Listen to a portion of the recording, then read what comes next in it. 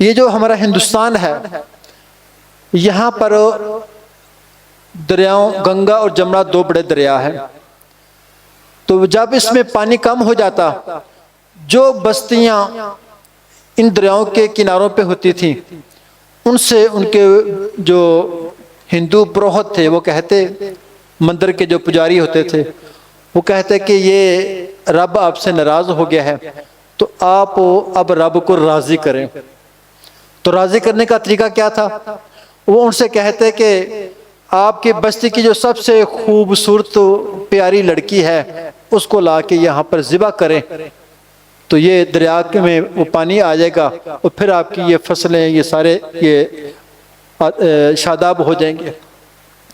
لوگ ایسے ہی کرتے تھے، ہر سال ہزاروں لڑکیاں جو ہے وہ ذبح کر دی جاتی اور ان کا خون جو ہے وہ دریاؤں میں بہا دیا جاتا، اتنا زیادہ ظلم ہوتا تھا۔ کہتے کہ جب محمد بن قاسم اپنا لشکر لے کر آئے تو انہوں نے اپنے جاسوسوں کو بھیجا کہ جا کے معلوم کریں کیا حالات ہیں۔ تو اس وقت گنگا کے دریا کنارے یہ بہت بڑا سمندر تھا، سومناتھ کا مندر تھا، وہاں پر ایک خاتون وہ بڑی پریشان کہ اس کے پروہت نے، ہندو پجاری نے اسے کہہ دیا تھا کہ تمہاری بیٹی بڑی پیاری بڑی خوبصورت ہے، دریا اس کی قربانی مانگ رہا ہے۔ اس کو اپنی بیٹی سے بڑا بڑا پیار بھی تھا، تو انہوں نے کہا کہ اس کو ذبح کریں گے۔ انہوں نے کہا کہ جو آپ کی سب سے زیادہ پیاری سب سے زیادہ محبوب چیز ہے اس کو آپ اس کو ذبح کر دیں۔ تو کہتے ہیں کہ جب محمد بن قاسم کا جاسوس اس کے گاؤں میں پہنچا تو اس لڑکی کا ایک بھائی تھا، وہ بڑا پریشان کہ میری اتنی پیاری بہن ہم سے کھیلتی ہے، ہمیں لے کے باہر بھی جاتی ہے، تو کیا اس کو ذبح کر دیا جائے گا؟ اور اس کا کوئی قصور بھی نہیں ہے۔ تو اس کے دل میں کئی باتیں آئیں کہ ہمارا جو رب ہے وہ اتنا ظالم ہے کہ ہم سے ہماری بہنیں چھین لیتا ہے، وہ خون چاہتا ہے۔ کہا کہ رب ایسا نہیں ہو سکتا کہ جو اپنے بندوں سے اس طرح کی قربانی مانگے۔ کہتے وہ جاسوس کو جب پتہ چلا، اس بچے سے بات کی، اس کی والدہ سے بات کی، تو کہا کہ جب تم اس کو قربانی کے لیے لے کے جاؤ گے تو پھر ہم آپ کو بتاؤں گا کیا کرنا ہے۔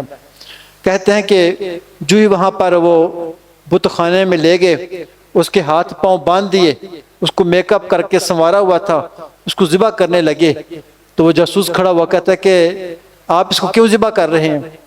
تو وہ اس کی ماں کہتی ہے کہ اس کو ذبح ہونے دیں، کیونکہ اس بت نے کہا ہے کہ جو سب سے پیاری اور محبوب چیز ہے اس کو آپ قربان کر دیں۔ اس نے کہا کہ تو پھر آپ اپنی محبوب چیز کو قربان کریں نا، اس بچی کو کیوں کرتے ہیں؟ اس نے کہا کہ یہ بچی مجھے بڑی محبوب ہے۔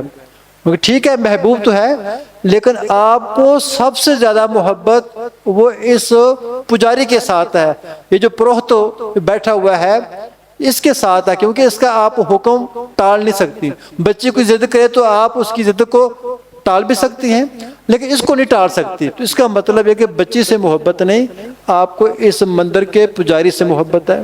لہٰذا اگر آپ نے رب کو خوش کرنا ہے تو اس مندر کے پجاری کو ذبح کرو۔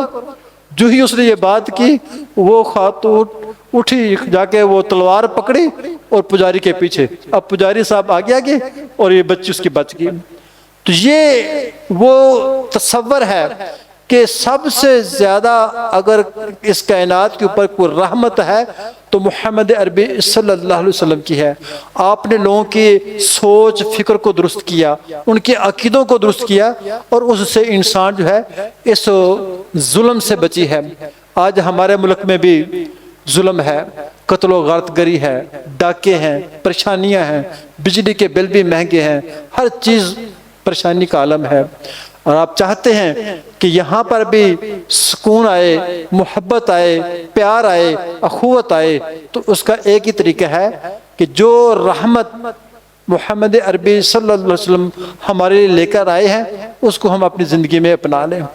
ہماری ساری زندگی دین اسلام کے مطابق گزرے، ہماری عدالتیں، ہمارا ملک، ہمارے قوانین سارے کے سارے دین اسلام کی پابند ہو جائیں، قرآن و سنت ان کا سپریم لا بن جائے، تو انشاءاللہ یہاں پر بھی محمد عربی صلی اللہ علیہ وسلم کی رحمتوں کا ظہور ہوگا۔ اللہ سے دعا ہے کہ اللہ تعالیٰ یہ رحمتیں اور برکتیں سمیٹنے کی توفیق عطا فرمائے۔ وما علینا الا البلاغ۔